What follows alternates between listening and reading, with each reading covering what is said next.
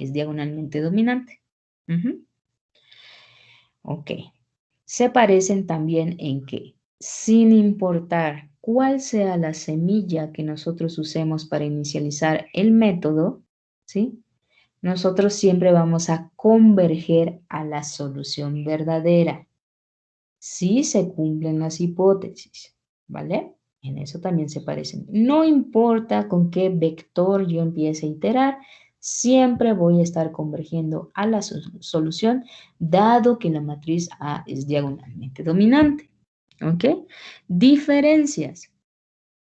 El método de Jacobi es más lento que el método de Gauss-Seidel. ¿Sí? El método de Jacobi es más lento que el método de Gauss-Seidel.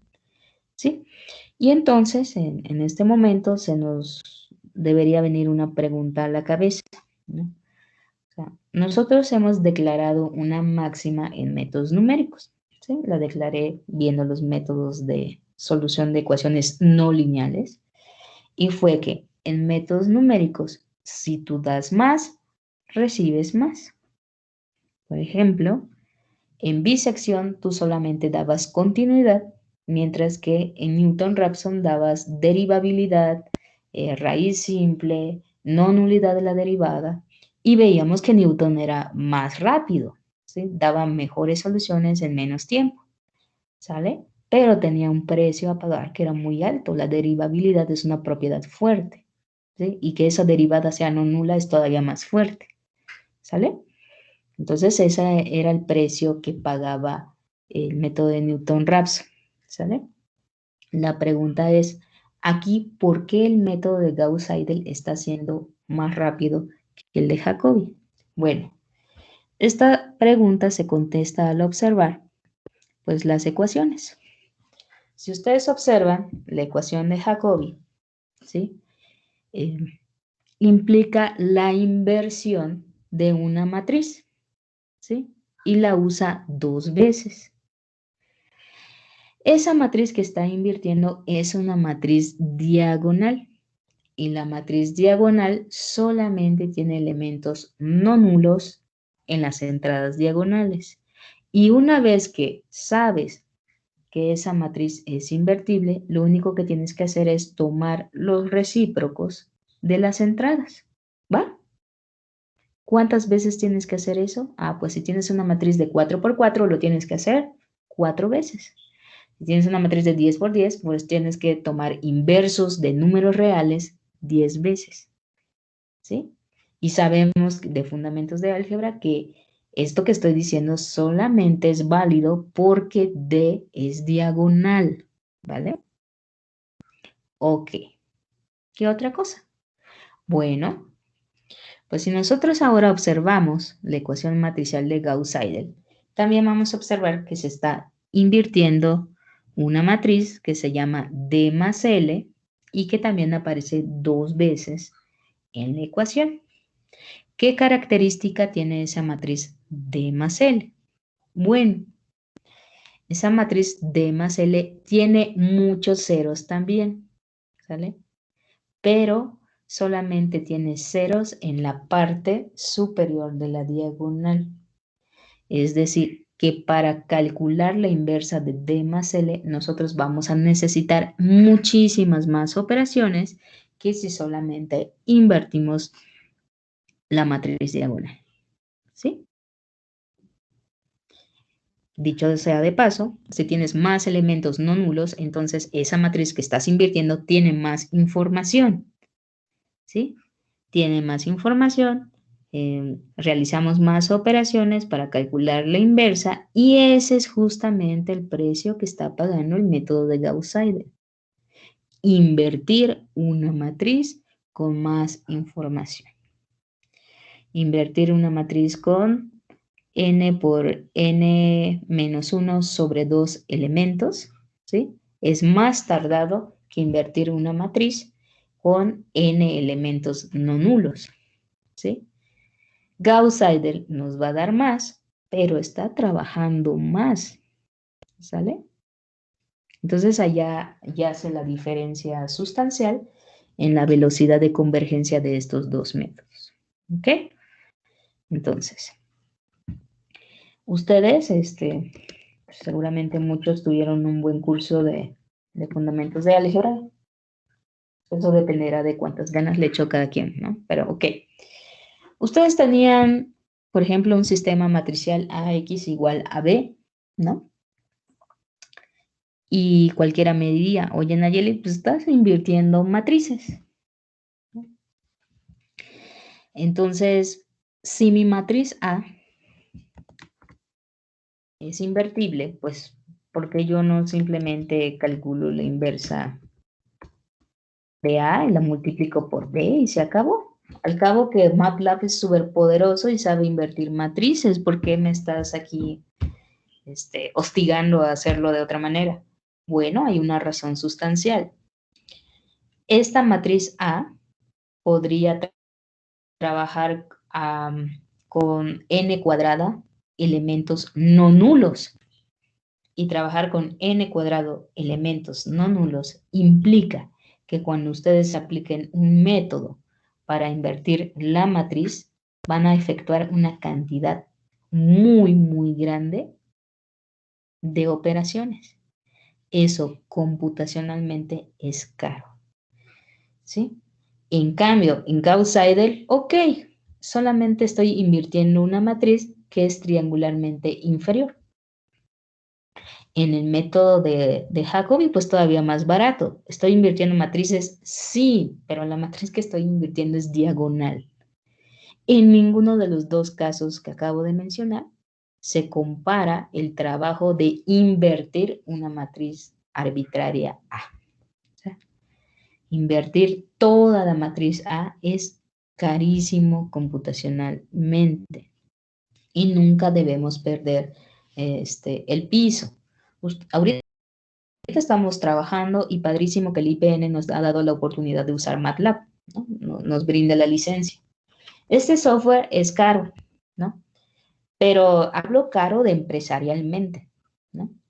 Imagínate que tú entras a trabajar en una empresa y tú le dices a tu empleador, ah, pues, ¿sabes qué? Pues a mí póngame MATLAB porque eso aprendí a trabajar. Pues, ¿dónde? Eso no pasa en general, ¿no? Si llegaste y hay MATLAB donde trabajas, perfecto, ¿no? Entonces, ese es el punto, ¿no? Uno, no vas a tener un programa súper sofisticado para trabajar, ¿no? Pero si tú sabes métodos numéricos, ¿sí? Tú lo vas a poder implementar en cualquier lenguaje, ¿sí? El método numérico no cambia, ¿sí? El método numérico es el mismo. Es posible que, pues la inversa, pues igual y te la tienes que echar a mano, no sé, pero el método no cambia, el método es el mismo. Si tú comprendiste el método, no importa qué te den en la empresa, tú lo vas a poder resolver. Ese es mi primer punto. Mi segundo punto es el siguiente. Ok. MATLAB ahorita está trabajando de lo lindo. Tú le pides la inversa de A y ¿sabes qué? Te la va a dar. Te la va a dar rapidísimo. Pero nosotros estamos trabajando didácticamente con matrices de 3x3, de 4x4, ¿sí? Entonces, a MATLAB no le cuesta nada hacerlo. Pero imaginemos que estás trabajando en una empresa conectado a servicios de inteligencia artificial y que te están generando datos a cada minuto, miles de datos, ¿no? Entonces, imagínate que tengas que invertir una matriz de 10,000 por 10,000, pues sabes que MATLAB se va a quejar y te va a decir, oye, estás invirtiendo una matriz muy grande, ¿no? Yo no te puedo dar ese resultado. Y luego se queda la ruedita de MATLAB girando, aunque sea MATLAB, ¿no? Bueno, entonces, si tú te enfrentes a ese problema, ¿qué tienes que hacer? Bueno, pues yo sé de mi materia de métodos numéricos que puedo aproximar la solución de este sistema de ecuaciones lineales usando métodos iterativos que son menos costosos computacionalmente. Entonces, los recursos que me está brindando mi empresa, ¿sí? Van a ser suficientes para efectuar esos cálculos, ¿sale? Entonces, por eso es importante, ¿ok? Entonces no es solo, pues invierto matrices y ya está. Los métodos numéricos tienen una razón de ser que son muy importantes. ¿Sale? Entonces, mediten eso, enseguida regreso.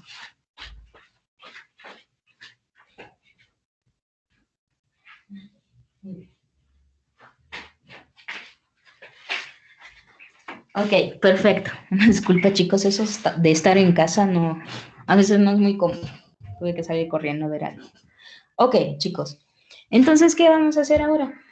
Les voy a presentar un ejemplo, ¿sí?, de resolución de sistemas de ecuaciones lineales para repasar estos dos métodos, sobre todo recordando que la clase anterior que ustedes tuvieron pues fue grabada, ¿no?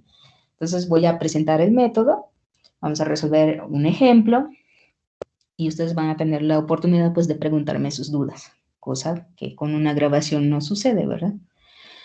Ok, entonces, ejemplo. Resuelve el siguiente sistema de ecuaciones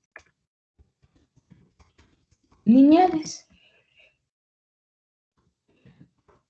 Usa en cada caso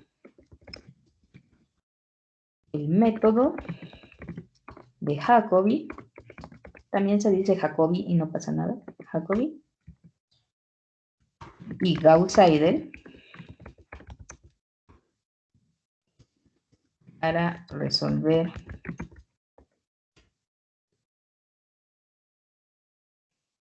el problema. Ok, entonces en este caso me dan el siguiente sistema, menos 3x más y igual a 8, 2x menos 5z igual a 4,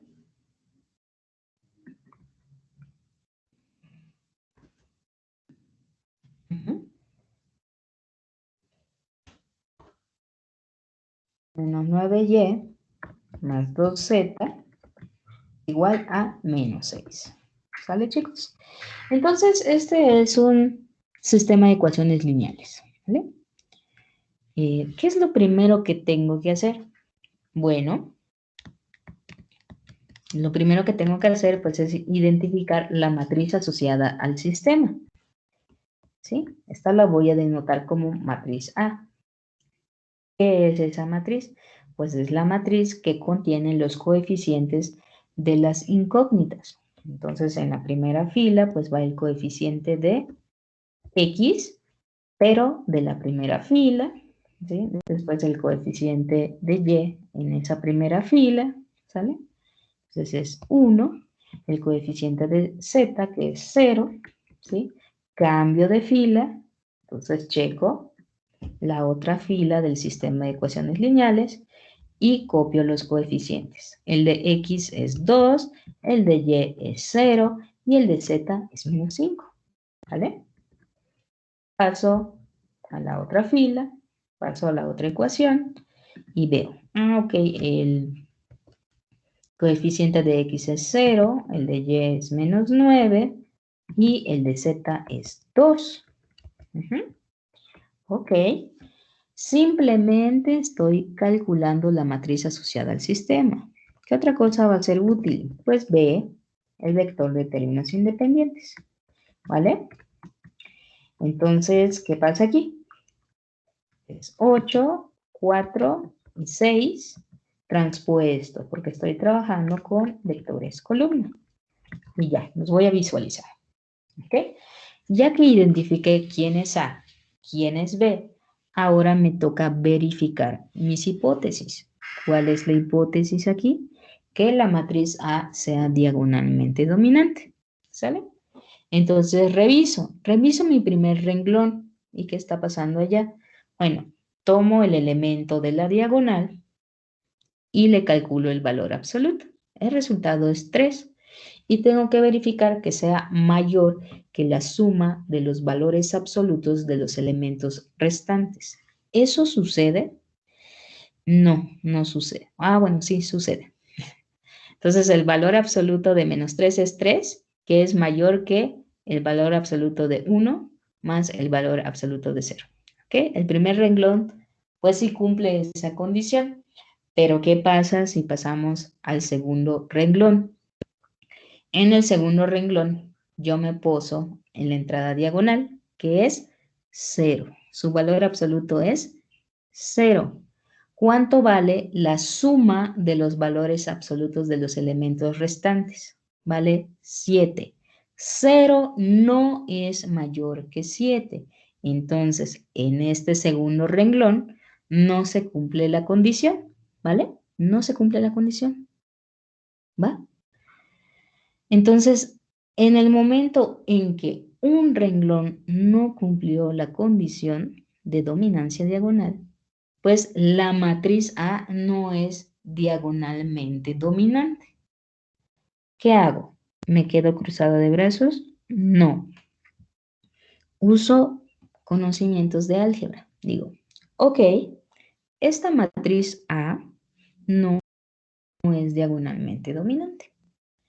Pero mi propósito aquí es encontrar la solución del sistema de ecuaciones lineales. Yo sé que puedo efectuar operaciones, por ejemplo, de filas o de columnas, ¿sí? Y la matriz que voy obteniendo, pues es equivalente, ¿sí? Entonces, si yo le cambio filas o columnas a A, lo que obtengo es una matriz equivalente a la original. ¿Y cuál va a ser la consecuencia? Bueno, la consecuencia es que la solución de una va a ser equivalente a la solución de otra. ¿Vale?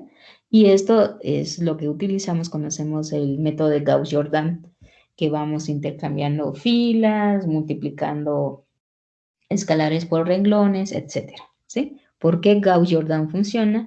Pues porque funciona ya que en cada paso obtenemos matrices equivalentes entre sí. Y como las matrices son equivalentes entre sí, pues la última matriz que yo resuelvo, ¿sí? Tiene la misma solución que la matriz original, ¿sale? Por eso funciona Gauss-Jordan. Y por eso, en este caso, vamos a decir, ok, yo no tuve una matriz diagonalmente dominante, pero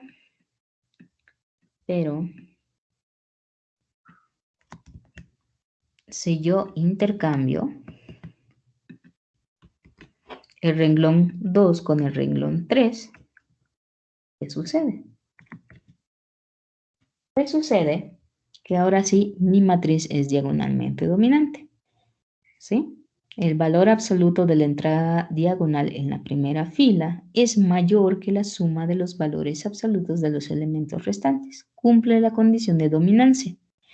En el renglón 2, 9, el valor absoluto del elemento diagonal es mayor que la suma de los valores absolutos de los elementos restantes. Entonces cumple la condición. Y lo mismo sucede en el renglón 3. El valor absoluto del elemento de la diagonal es 5, que es mayor que la suma de los valores absolutos de los elementos restantes. 5 es mayor que 2. Esta matriz es equivalente a la anterior y sí es diagonalmente dominante. Entonces, con esta sí puedo trabajar y la solución que voy a obtener pues, va a ser equivalente al del sistema original. ¿Sale? Entonces, si yo cambié los renglones en la matriz, pues esto se va a reflejar en el sistema de esta manera, ¿verdad? Es como si la tercera ecuación yo la pasara en la segunda fila, ¿verdad? ¿Y cuál fue el efecto? El efecto es que el vector B de términos independientes también efectúa ese cambio, ¿sí? Entonces, al realizar el cambio en A, tengo que ver cuáles fueron las consecuencias sobre el vector de términos independientes B, ¿sale? Entonces, aquí es 8 menos 6, 4, ¿vale? Ese fue el efecto que tuvo sobre B. Perfecto. Yo ya tengo un sistema donde la matriz asociada es diagonalmente dominante ya tengo lo que necesito para aplicar Jacobi. Ya tengo lo que necesito para aplicar Gauss-Seidel, ¿sale? Así que efectuamos cada uno de los pasos involucrados. Ok. Primero que nada, pues yo tengo que construir las matrices involucradas en las ecuaciones de Jacobi y Gauss-Seidel, ¿sí? Vamos a empezar con Jacobi. Lo primero que debo de hacer, pues es extraer los elementos diagonales de la matriz A. Después, usando esos elementos, debo construir la matriz D, como con el comando diag D, ¿vale?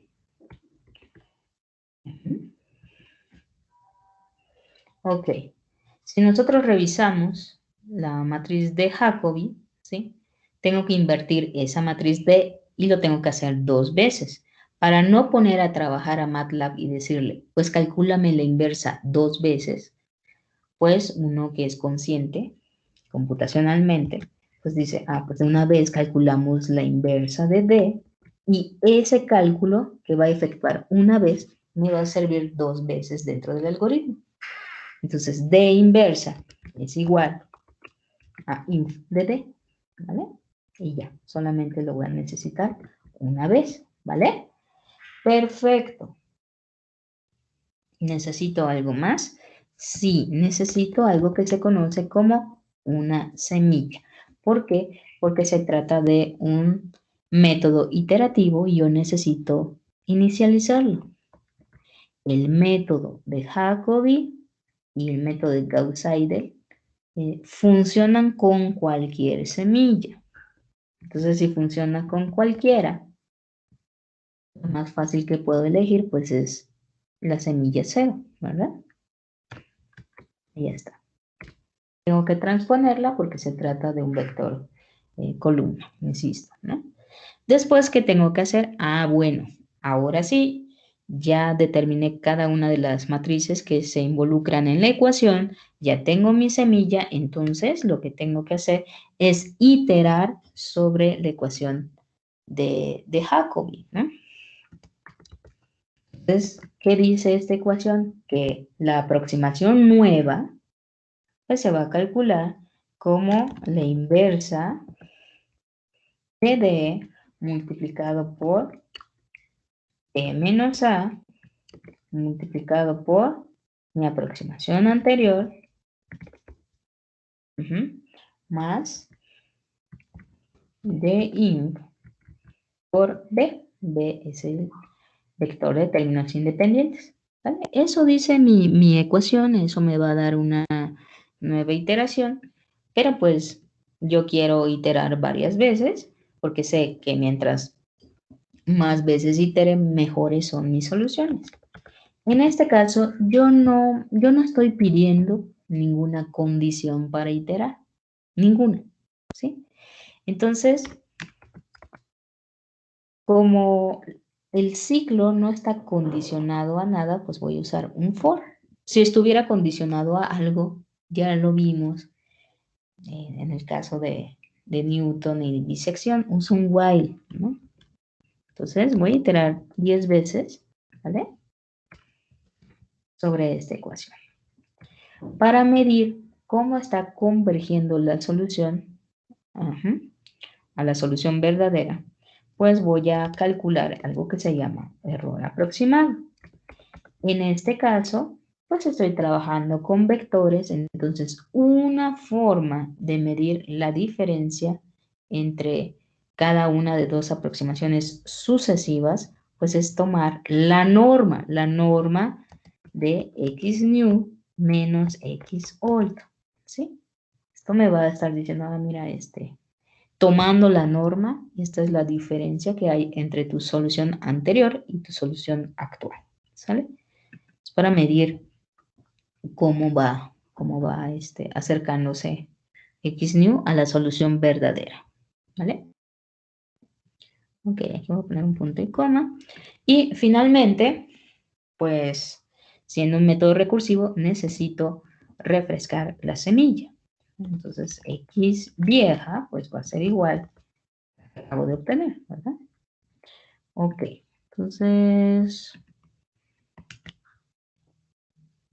corremos este pequeño conjunto de comandos, ¿vale? ¿Y qué estamos obteniendo? ¿No? Ah, bueno, pues lo que estamos viendo es el error aproximado que obtuve en la primera iteración, ¿sale? ¿De cuánto es? Es de 2.8628. Solamente es error aproximado. No, no es relativo, no es porcentual, no es nada. Solamente el aproximado, ¿vale? ¿Y cuál es la aproximación a la solución que se me brinda en este primer paso? Pues me dice, ah, mira que X es aproximado a menos 2.6667, Y es aproximadamente 0.6667 y Z es aproximado a menos 0.8. ¿Sí? Esa es la primera iteración. Bueno, entonces iteramos 10 veces, tenemos 10 errores y 10 aproximaciones, ¿no? Entonces, error aproximado en el paso 2 es de 1.1 y la solución que se está obteniendo pues es parecida a la del paso anterior, ¿sí? Vemos un cambio más brusco en Y y en Z, ¿no? Pero pues ese cambio no supera ni siquiera la unidad, ¿verdad? Es un cambio suave, ¿ok? En el tercer paso, nuestro error disminuye a 0.26. En el siguiente error, vemos una disminución de 0.08. ¿Sale? Después, el error en el otro paso ha disminuido hasta 0.0327. Y así sucesivamente hasta que en el último paso, ¿sí? Nos dicen, ok, la última aproximación que te puedo proveer, iterando 10 veces, pues es una que tiene un error aproximado de 7.44 por 10 a la menos 4, perdón, a la menos 5. Esto significa que tenemos un error que se parece a 0 en 4 decimales, ¿sale? Error aproximado es 7.4468 por 10 a la menos 5, ¿sí? Este menos 5 lo estoy leyendo de aquí. ¿Y qué significa? Que este error aproximado se parece al 0 en 4 decimales, ¿sale? Se parece al 0 en 4 decimales. En este último paso, ¿cuál es mi aproximación? Pues mi aproximación es de menos 2.5802 para X, de 0.2596 para Y y de menos 1.8320 para Z, ¿vale? Ok. Entonces, pues es aquí donde debemos recordar qué significa que XOLT sea una aproximación a la solución del sistema de ecuaciones lineales.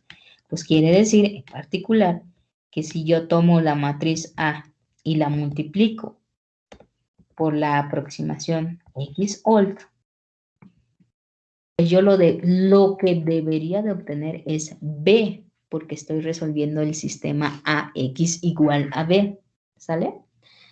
Entonces, vemos que A por la aproximación décima es 8 para X menos 6 para y 3.999 para Z, ¿sí?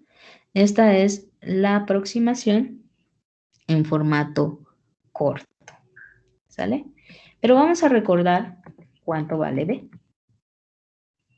Ah, pues fíjate que B debería valer 8 menos 6, 4. Y aquí tuve 8 menos 6, 3.999. ¿La aproximación es buena? Sí, sí es buena. ¿Sí? O sea, al menos en 4 decimales se parece. Desde luego, si nosotros hubiéramos puesto aquí un formato largo, veríamos más, más datos, más error, de hecho. Mm.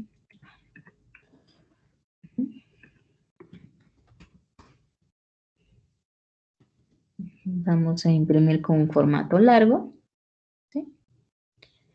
Entonces aquí vemos, ¿no? 8.000 en 4 decimales, sí, pero ya los siguientes decimales no son todos ceros, ¿no?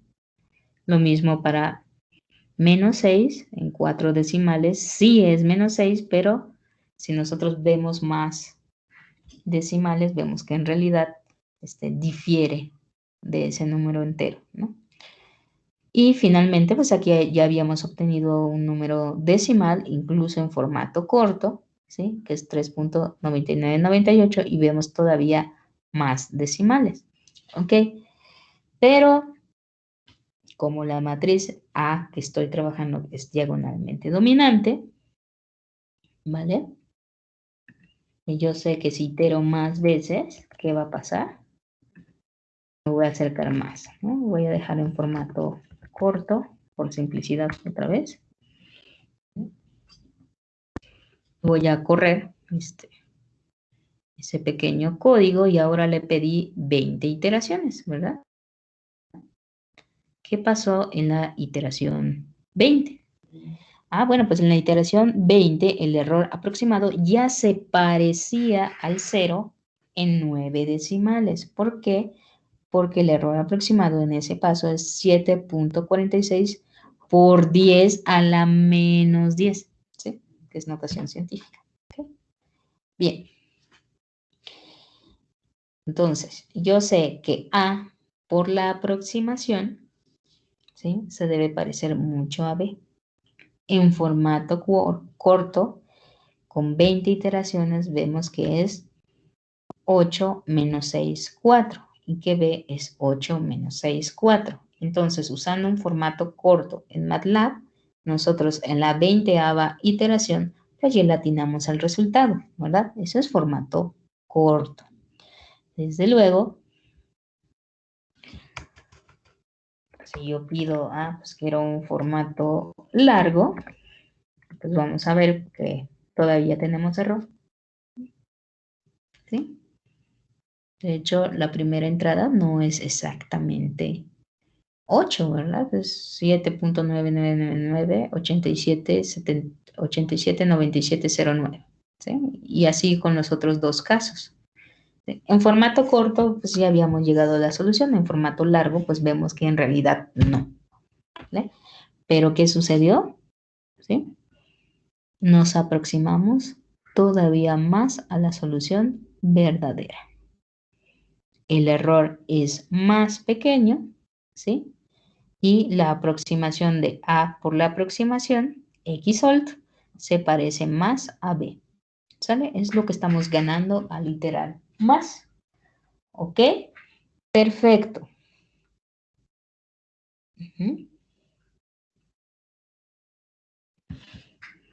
Ahora supongamos que quiero trabajar con el método de Gauss-Seidel. ¿Sí? Entonces, ¿qué tengo que hacer con el método de Gauss-Seidel? Ok, lo mismo, extraer mi matriz A asociada al sistema. Extraer el vector B asociado al sistema. Revisar si A es diagonalmente dominante. Si lo es, perfecto, avanzamos. Si no lo es, me pregunto, ¿será que puedo hacer una reordenación de tal manera que yo obtenga una matriz A diagonalmente dominante? Si la puedes hacer, la haces y te autorizas a aplicar los métodos de Jacobi y Gauss-Seidel, ¿sale?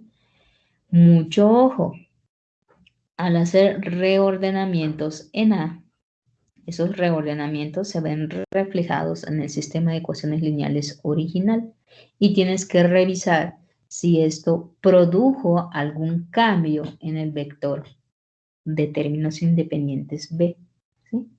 Hay que tener cuidado porque si hubo algún cambio, lo tienes que reflejar en este paso, ¿vale? Como lo hicimos hace un momento, que se cambiaron los renglones y también regresé a cambiar los renglones en B, ¿vale? Muy bien, eso es lo que hay que revisar.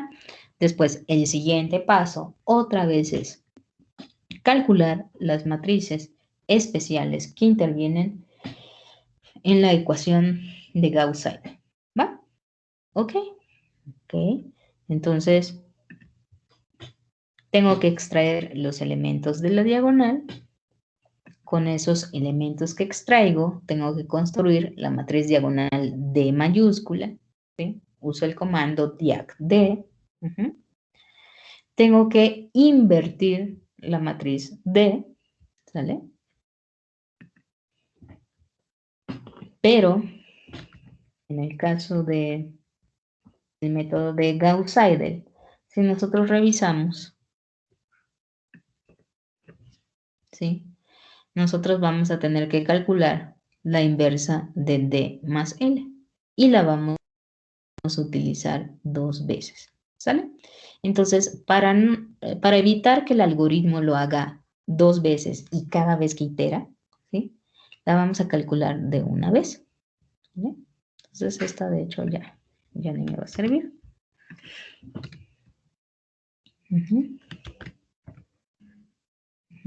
Voy a definir G como la inversa de ¿quién? De D más L. ¿Ok? Entonces, MATLAB aquí me va a decir, ok, todo bien, yo sé calcular inversas, pero tú no me has dicho quién es L. Entonces digo, pues no importa. L, ¿quién es? Es la triangular inferior de la matriz A, pero es estrictamente inferior. Entonces voy a poner el menos 1. L es igual a tilde A menos 1. ¿Vale? Perfecto. ¿Qué otra cosa necesito? Pues necesito la parte triangular superior. ¿Sí? Entonces, en MATLAB uso true de A y como quiero la parte estrictamente superior, pues yo le voy a poner un 1. ¿No? Ok, listo. ¿Necesito algo más? Bueno, pues necesito una semilla. Y sabemos que una vez que vimos que A es diagonalmente dominante, pues cualquier semilla nos sirve. En particular puedo escribir como semilla la más sencilla que se me ocurra, que es la trivial, 0, 0, 0. ¿Ok? Ya está.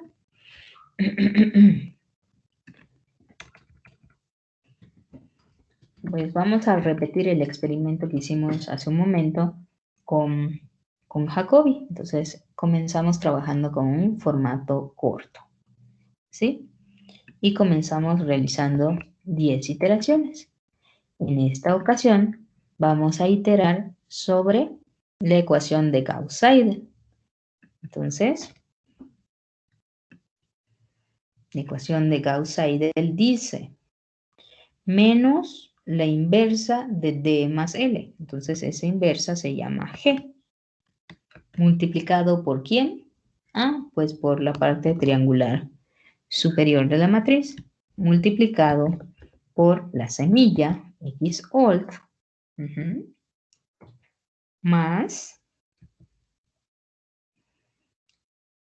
la inversa de D más L otra vez, que se llamó G, por X old, nuevamente. Ok, ya está, ¿vale? Entonces, vamos a checar que se haya escrito correctamente, ¿no? De todos modos, si no lo escribimos correctamente, se va a quejar MATLAB y regresamos a corregir. Aquí parece que todo está bien, todo lo escribimos bien. Ok, para medir la convergencia del método, pues vamos a calcular un error aproximado. En este caso, estamos usando la norma de la diferencia de los vectores, ¿sí? Entonces, es la norma del x nuevo menos el x anterior. Y nuevamente, se trata de un método iterativo, entonces tengo que refrescar el valor de la semilla, ¿vale? Entonces,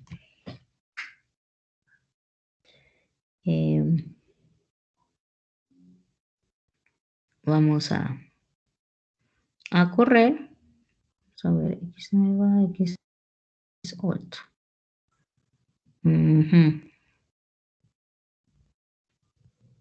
No, aquí se nos fue algo, ¿no? Ok.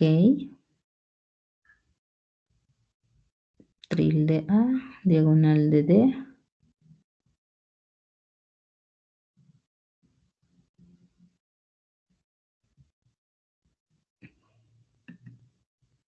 Ujú.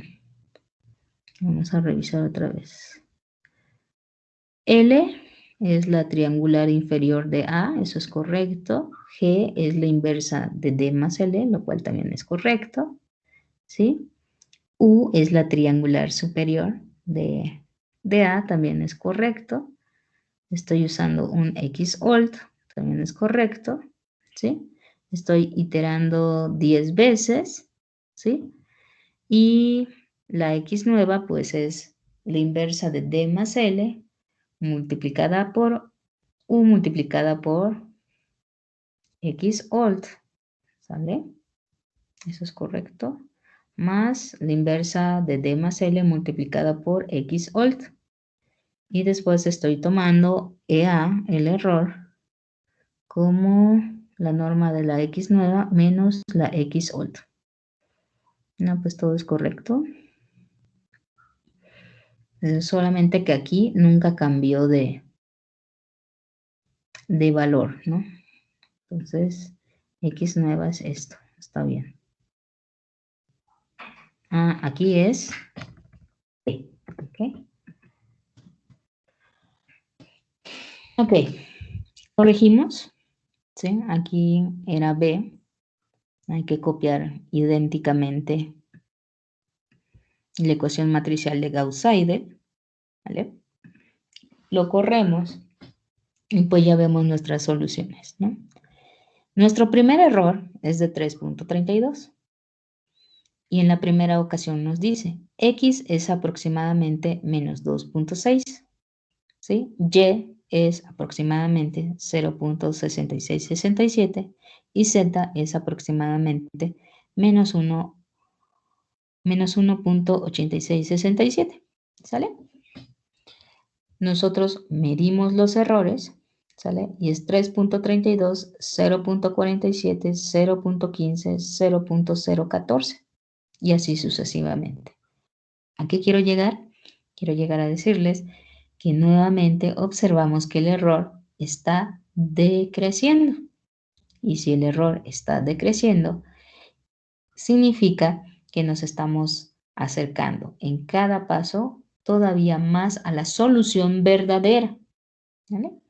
Al grado que en la última iteración, pues nosotros tenemos un error aproximado que se parece al 0 en 6 decimales. ¿Y qué nos dice? Ok, X es aproximadamente menos 2.5802. Y es aproximadamente 0.2595. Z es aproximadamente menos 1.8321. Ahora me pregunto, bueno, en realidad, ¿qué tan útil va a ser esa aproximación que yo tengo? Yo calculo A por XOLT y yo sé que ese resultado debería de ser igual a B, ¿sí? Ok.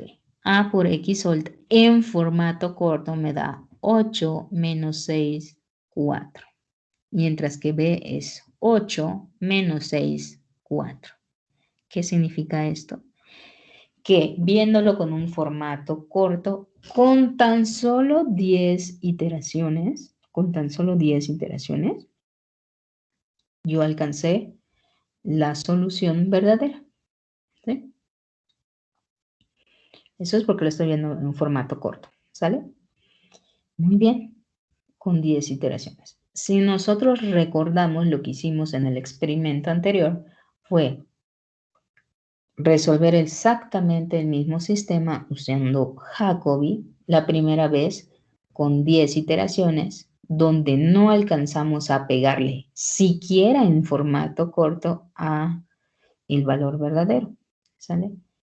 Después hicimos 20 iteraciones y en esa ocasión en formato corto sí le pegamos al valor verdadero, ¿vale? que estamos viendo con Gauss-Seidel. Con 10 iteraciones en formato corto, estamos viendo la verdadera solución. ¿Sale? Con tan solo 10, con la mitad de las iteraciones, nosotros ya habíamos alcanzado el objetivo en formato corto. ¿Sí? Formato corto quiere decir que se parece a la solución verdadera en cuatro decimales, ¿no? Ok, muy bien. Entonces aquí está nuestro resultado. Vemos que el método de Gauss-Seidel converge más rápido, mucho más rápido, y como vimos también demanda muchos más cálculos, ¿no? Entonces vamos a realizar un breve repaso de lo que hicimos, ¿no? Ok, como siempre, extraer A, extraer B, verificar que A sea diagonalmente dominante. Si no lo es, tratar de buscar una matriz que sea equivalente y que sea diagonalmente dominante. ¿Okay? Reflejar los cambios necesarios en el vector B. Extraer los elementos de la diagonal A. Con esos elementos que extrajimos, debemos construir una diagonal que se llama D mayúscula. Debemos extraer la parte estrictamente inferior de L, como con el comando trill A-1. ¿Sí? Vamos a calcular la inversa de una vez de D más L, de una vez, ¿vale? Porque aparece dos veces en la ecuación matricial y si la aplicamos directamente en la ecuación, si nosotros calculáramos la inversa aquí, cada vez que nosotros iteremos, MATLAB va a calcular la inversa, va a calcular la inversa. Eso computacionalmente no es saludable, ¿vale? Entonces, por eso lo calculamos aquí de una vez. Calculamos la triangular superior. ¿Cómo? Con el comando true A1. ¿Sí? Tenemos que dar una semilla para inicializar el método. ¿Qué semilla? Cualquier semilla, ¿sí? Solamente pues que tenemos que ver la compatibilidad de dimensiones. En este caso es un sistema de 3×3, pues obviamente la semilla tiene que ser un vector de 3 entradas, ¿verdad? Entonces el más facilito que se nos puede ocurrir pues es el vector de ceros. Después, ¿qué hacemos? Iteramos con la ecuación matricial que hayamos elegido, en este caso Gauss-Seidel, ¿no? Entonces, la X nueva es igual a menos la inversa de D más L, multiplicada por U, multiplicada por X solt, más G, multiplicada por B, el vector de términos independientes, ¿vale? En este caso, yo quiero medir cómo se están comportando las soluciones para ver la convergencia y por eso estoy calculando el error aproximado, solamente aproximado, ¿sale? Error aproximado con la norma xnew menos xolt, ¿vale? Como se trata de un método recursivo, tengo que refrescar en cada paso mi semilla. Xolt es igual a xnew, ¿ok? Y finalmente corrimos todos esos comandos para ver qué tan útil era esa aproximación. Pues yo calculo, ok, ¿cuánto vale A por la última aproximación que obtuve? Y eso sé que se debería parecer bastante a B, ¿sale? Entonces vemos que en formato corto, de hecho, son idénticos, ¿vale? Entonces, eso es lo que estamos haciendo. Eso, pues eso es lo que quería repasar con ustedes. Y ahora sí les comento, ¿no? Primero, en realidad, la clase anterior debí terminar con ustedes, ¿no? Sucedió esta cuestión de la conectividad y bueno, les mandé la clase, espero que la hayan revisado y la tienen que revisar si no la han hecho, ¿verdad? Y pues el día de hoy hacemos este repaso, ¿sí? Lo segundo que les quiero comentar es que el jueves de la próxima semana es su examen, ¿sale? Su examen es a la hora de clases. A la hora de clases, ustedes simplemente van a ingresar a su Moodle y allá va a estar su examen, ¿vale? El examen vale 20 puntos Eso no significa que no vayan a estudiar para el examen, ¿sí? Por favor. ¿Qué es recomendable para el examen? Bueno, pues primero que nada hacer la tarea, ¿sí? Los ejercicios o la mayoría de los ejercicios serán parecidos a los de la tarea, parecidos, ¿vale? Pero a nosotros nos gusta preguntarnos, ok, una cosa es que el chico en clase haya seguido las indicaciones y haya hecho una función para usar automáticamente, y otra cosa es que el chico haya comprendido el método numérico, ¿no? Entonces, nos gusta preguntar mm, variaciones de los métodos, ¿sí? O variaciones en los cálculos con referencia a la función hecha en clase, ¿no? Por ejemplo, yo hice en el caso de bisección y en el caso de Newton-Raphson, dos métodos usando whiles, ¿sí?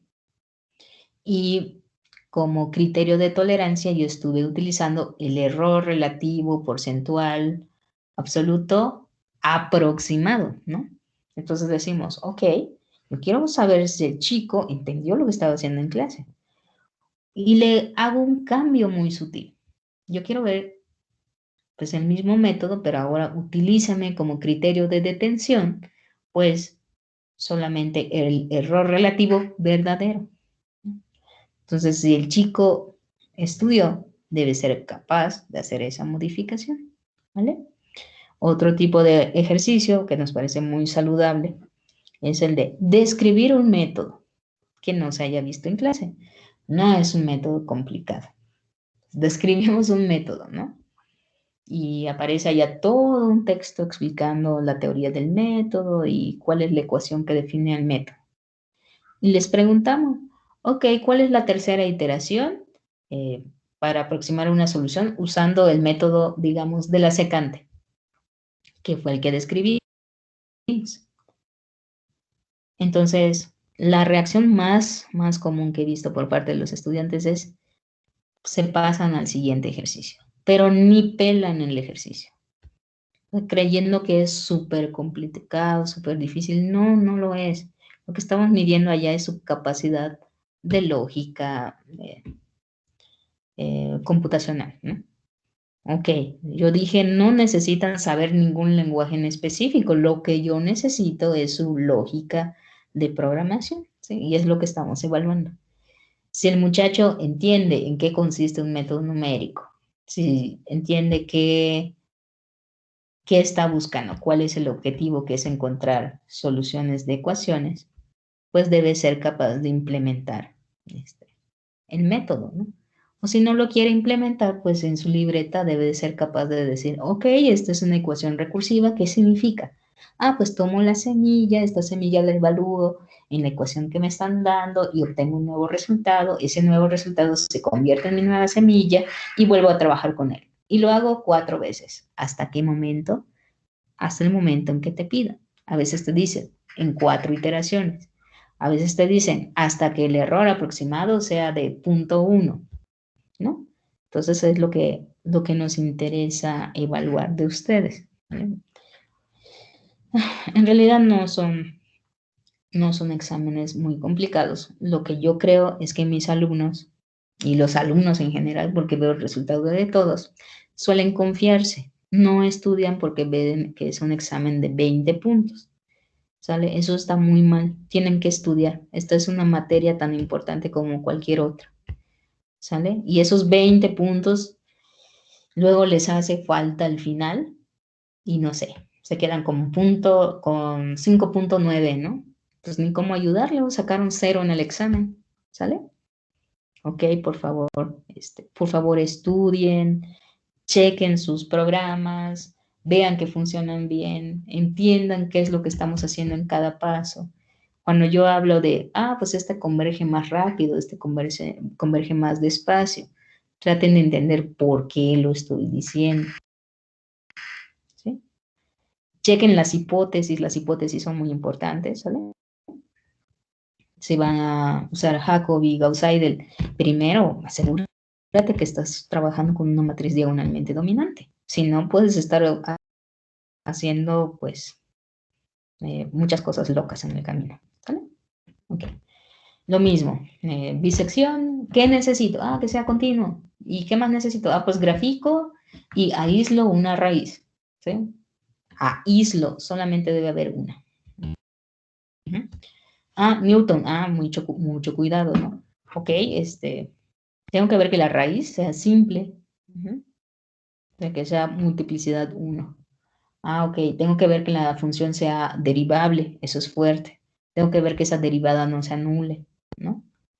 Entonces, ok, ¿no? Repasar las definiciones de errores. Muchas definiciones de errores, se las pasé aquí por el chat en un PDF. Si no lo han descargado, descárguenlo, es muy útil. ¿Vale? Entonces esas son mis recomendaciones para el examen. Es el próximo jueves a la hora de clase y no lo vuelvo a aplicar. ¿Sale? Solamente es el jueves de la próxima clase. Tienen la entrega de la primera parte de su proyecto para el día domingo 21 de marzo, más tardar. ¿Sale? Muchos me dicen, oiga maestra, o sea, ¿cómo que me está pidiendo una tarea en domingo? No, no les estoy pidiendo la tarea en domingo. Les estoy dando la oportunidad de que lo suban a más tardar el domingo. ¿Sí? Si a alguien no le gusta esa fecha, pues lo que tendría que hacer es cambiarla para el viernes, ¿no? Ok. Entonces, más tardar el domingo 21 de marzo, tienen que estar subiendo la primera parte de su proyecto. Recuerden, ya se los dije muchas veces, pero me lo vuelven a preguntar. No tienen que desarrollar el proyecto todavía. No hay que desarrollarlo.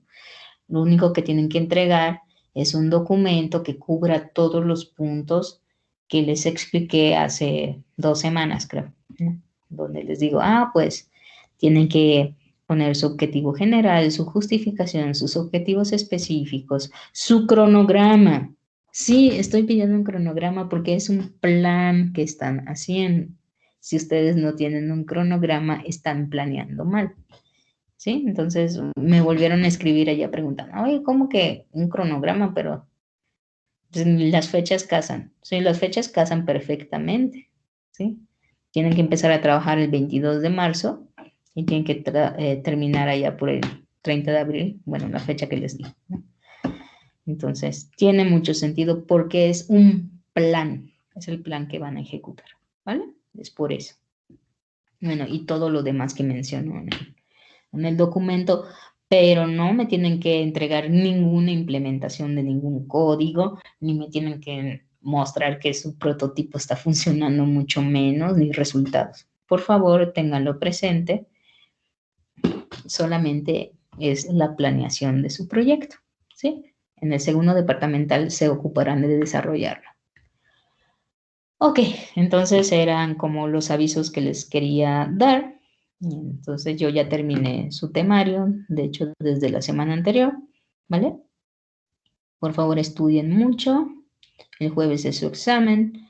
La próxima semana es de aplicación de exámenes y de evaluación, ¿sí? Es un tiempo que la mayoría de los profesores ocupamos para evaluarlos, para integrar evaluación continua, checar proyectos, en mi caso, ¿no? Evaluar exámenes, ¿no? Entonces, muy bien. Muchos profes no dan clase esos días, ¿ok? Y yo entiendo por qué, ¿sale? Es mucho trabajo. En el caso de ustedes, yo de todas maneras me voy a conectar el lunes. El lunes la dinámica es la siguiente. Voy a traer una pequeña listita de ejercicios y la vamos a estar presentando, ¿sí? Y la idea es que ustedes lo resuelvan para seguir practicando, ¿sí? Siguen practicando, pues les saldrán algunas dudas en ese momento, ¿no? Y pues también es una oportunidad para seguir generando participaciones. Si alguno de ustedes no quiere entrar, bueno, está bien, están autorizados, es su derecho, pueden tomarse, en este caso, en mi clase, el tiempo para estudiar para otros exámenes, resolver alguna tarea pendiente, lo pueden hacer, ¿sale? La asistencia del lunes pues no tiene mucha importancia, que digamos, ¿vale? Para el que quiera seguir practicando, entre a clase, yo voy a traer material para que trabajen, ¿sale? Muy bien, entonces era lo que les quería decir. Ok, ya que di los avisos, pues vamos a platicar un poquito más. ¿Qué sucede si la matriz que estamos trabajando no es diagonalmente dominante? ¿Ok? Pues yo ya dije que es una necesidad que hace a diagonalmente dominante para garantizar que mi solución sea válida. Bueno, pero pues si nosotros observamos allá la ecuación matricial, igual y de todos modos la puedo echar a andar sin que A sea diagonalmente dominante. Supongamos que alguno de ustedes pasó por alto revisar esa hipótesis. Vamos a ver qué tipo de cosas podría pasar. Si están resolviendo un sistema AX igual a B, donde A es 3, 1, 6, 2, 5, 3, 10, 11, 12, y B es igual a 1, 0.2, 4.5, respuesta, ¿ok? Pues yo veo que A no es diagonalmente dominante. Y supongamos que ustedes ni siquiera lo revisan. Supongamos. Entonces yo digo, ok, yo quiero aplicar el método de Gauss-Seidel para resolver el sistema. Entonces, ¿qué haría? D es igual a diac de A. Construyo la diagonal D con diac de este vectorcito D chiquito. ¿Sí? Calculo L como bien, como la triangular inferior de A con un menos 1, para asegurar que en la diagonal hayan ceros, ¿vale? Calculo la inversa de D más L, que le puedo llamar, por ejemplo, G.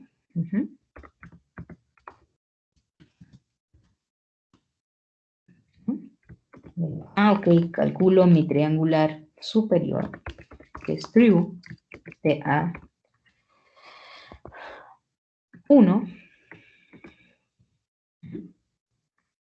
Defino mi semilla. ¿Quién es? Pues es xolt. Es que puede ser cualquier vector, ¿sí? De las dimensiones adecuadas, en particular 0, 0, 0. No tiene que ser esto, puede ser cualquiera, ¿sale? 0, 0, 0. Entonces, transpuesta, porque es un vector columna, ¿sí? Después, ok, dices, ok, pues voy a realizar 10 iteraciones, ¿sí? Entonces tomo un for, porque no tengo ninguna condición, for igual 1 hasta 10, ¿sí? Adentro, ¿qué voy a escribir? Pues voy a escribir, pues mi ecuación matricial, x nueva, es igual a menos g por u por la x vieja, la semilla, ¿verdad? Más g por d. ¿Sí? Esa es la ecuación de Gauss-Seidel. ¿Vale? Ok. ¿Qué quiero ir midiendo? Cómo converge o cómo va cambiando la solución en cada paso. Pues EA, error aproximado. Y esta vez lo voy a medir con una norma, porque son vectores, ¿no? Entonces, x nueva menos x old me va a medir esa diferencia. ¿Ok? Muy bien. Es un método iterativo. Entonces, mi x old, mi semilla, la tengo que refrescar con el último valor que obtuve. ¿Sale? Entonces, pues corro para ver si escribí correctamente y vemos qué resultados obtenemos. Entonces, vamos a escribir un poquito menos, punto y coma aquí. Ok, entonces tengo en un primer paso un error aproximado de 0.39. Vamos a enfocarnos en los errores aproximados. Primer error, 0.39. Segundo error, 0.4222. Tercer error, 0.6499. El siguiente, 0.98. El siguiente, 1.47. Siguiente, 2.22. Y así nos vamos hasta la décima iteración. Error 11.43. ¿Qué comportamiento tuvo el error? El error, en lugar de decrecer, empezó a crecer. ¿Sí? Esto implica que el método no está convergiendo a la solución verdadera. Mi error se debería estar haciendo más pequeño, ¿sí? O sea, al menos en el último paso debería ser más pequeño que en el primero, ¿no? Entonces vemos el error del primer paso, pues fue de 0.39 y terminamos con uno de 11.43, ¿no? El método no sirve en este caso, no está funcionando. ¿Por qué? Porque no fuimos cuidadosos y no revisamos que fuera diagonalmente dominante, ¿no? Entonces, dices, bueno, pero pues tú dijiste pues que mientras más iteraciones mejor. Pues vamos a ver qué pasa si yo hago 100 iteraciones. Pues sí, hago las 100 iteraciones y veo mi última aproximación. Yo esperaría que la solución fuera mejor, ¿no? ¿Y qué estoy viendo en cambio? La última aproximación tiene un error de 1.15 por 10 a la 17. O sea, el error está creciendo tremendamente. Pero para nada la solución que me están presentando puede ser confiable. ¿Sale? Entonces, esta es la moraleja de la clase del día de hoy. Las hipótesis son muy, muy importantes. Mucho. ¿Vale? Entonces, ok. Pues nada, chicos, con esto termino el temario del departamental. Por favor, recuerden que tenemos una bibliografía. Es algo que se les olvida, pero rapidísimo. Tenemos una bibliografía que se llama el Chapra. Entonces, se espera que la bibliografía sirva para que el estudiante repase, extienda sus conocimientos, ¿vale? Afine detalles, conozca más sobre los métodos, pero pues es algo que se les olvida rapidísimo. Tenemos bibliografía de métodos numéricos, es el libro del Chapra. ¿Qué pueden aprender en el Chapra? Pues muchas cosas, por ejemplo, hay otras maneras de realizar el método de Gauss-Seidel, hay otras maneras de efectuar el método de Jacobi, ¿sí? ¿Qué tal si en una de esas entran al libro y descubren que el método que explican ahí se les hace más fácil? ¿Sí? Eso es algo que podría pasar, ¿sí? Y recuerden, en un curso a todos se les da lo mismo y a todos se les exige lo mismo. La diferencia entre que un estudiante se haga mejor que otro, ¿sí? Es el extra que el estudiante dé, ¿sí? Es por eso que luego salen dos alumnos con el mismo promedio, con el mismo todo, ¿sí? Pero en el campo laboral, pues uno empieza a destacar mucho más que otro. ¿Por qué? El trabajo extra, ¿sale? Esa siempre es la respuesta. Trabajo extra que ustedes hagan. Ningún conocimiento les va a estorbar, por favor, traten de echarle pues, allá una ojeada al Chapra, es su bibliografía, no la deben de olvidar. ¿Sale? Ok, chavos, entonces el lunes veo a las personas que quieran seguir trabajando, que quieran seguir practicando, ¿sí? Y los que quieran pues estudiar para sus exámenes, está bien, lo entiendo. ¿Ok? Antes de irme, me gustaría saber si tienen alguna duda sobre el cierre del departamental o sobre el método. también. Maestra, yo solo tengo una duda de si el examen va a ser igual en diagnóstico, o sea, de ese estilo como la tarea. Va a ser del estilo del examen diagnóstico, como la tarea. Todavía no sabemos si va a ser en web, pero es un examen. O sea, es a la hora de tu clase, se te va a dar una secuencia de 5 o 6 problemas y tienes que responderlos en ese tiempo. ¿Sale? Es un examen normal. ¿Va? Posiblemente web, eso sí. Ok. Ok. Y no sé si pudiera preguntarle, pero es acerca del proyecto. Pues pregúntame, tenemos 8 minutos, creo. Ok. Eh, ¿Podemos utilizar solo MATLAB para hacer las dos simulaciones o debe de ser, por ejemplo, diferente software? O debe de ser más bien las dos simulaciones en MATLAB? Ok.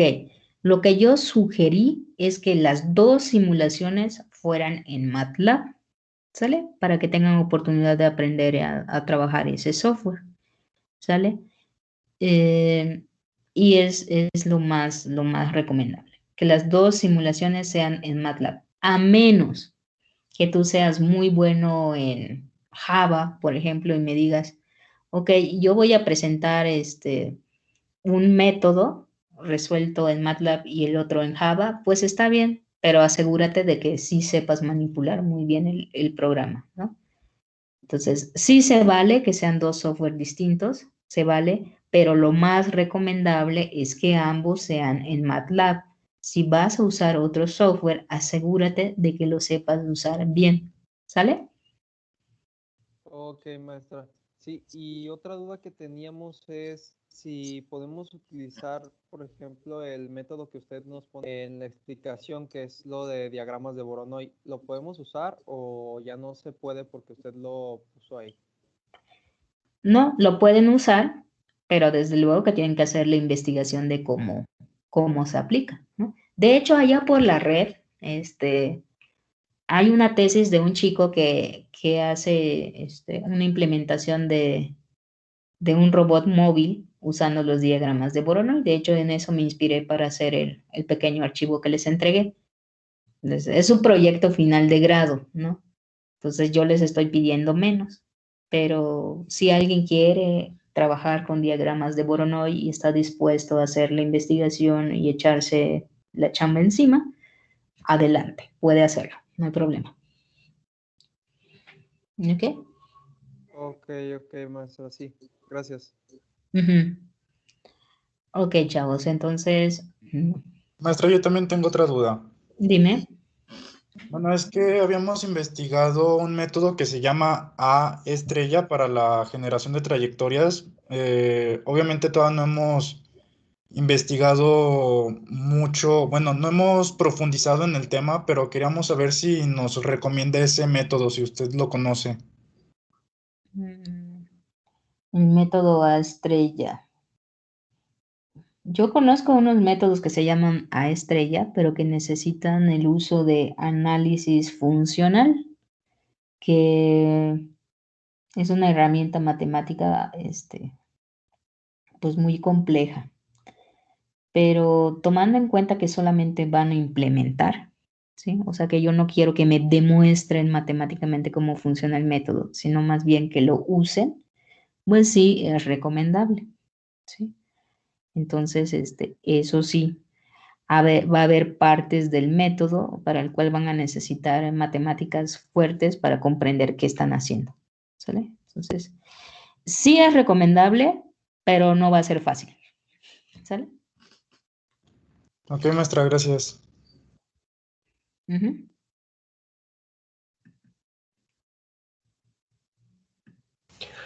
Profe, tengo una duda sobre el cronograma de actividades. Ujú. Dime. Bueno, la primera actividad que se estaría... un segundo. Listo, disculpe. La primera actividad que se estaría realizando es realización de experimentos. Sin embargo, el cronograma debe abarcar desde el 22 hasta el 30 de abril. Significa que acabando, bueno, o iniciando la semana de exámenes, la realización de los experimentos, que sería la primera actividad, ya se estaría haciendo. No, el cronograma es algo que ustedes decidan. En particular, ustedes deciden el orden de ejecución de las acciones, ¿sí? Es un plan y eso lo decide el equipo. ¿Qué van a hacer primero? Ah, pues ¿sabes qué? Nosotros necesitamos una semana completa para comprender cómo funciona el método A estrella que acaba de comentar el compañero, ¿no? Entonces, tal vez ustedes necesiten esa semana completita para entender en qué consiste el método y después ustedes vayan a implementarlo en MATLAB, ¿sí? Entonces, tiene que ser una secuencia personalizada de acuerdo a su proyecto, pero de todos modos tiene que ser una secuencia lógica. Entonces, primero entender el método, después implementar en MATLAB, después hacer los experimentos, ¿sale? Ustedes deciden el orden, pero el orden tiene que ser lógico, ¿vale? Sí, gracias, profe. Ujú.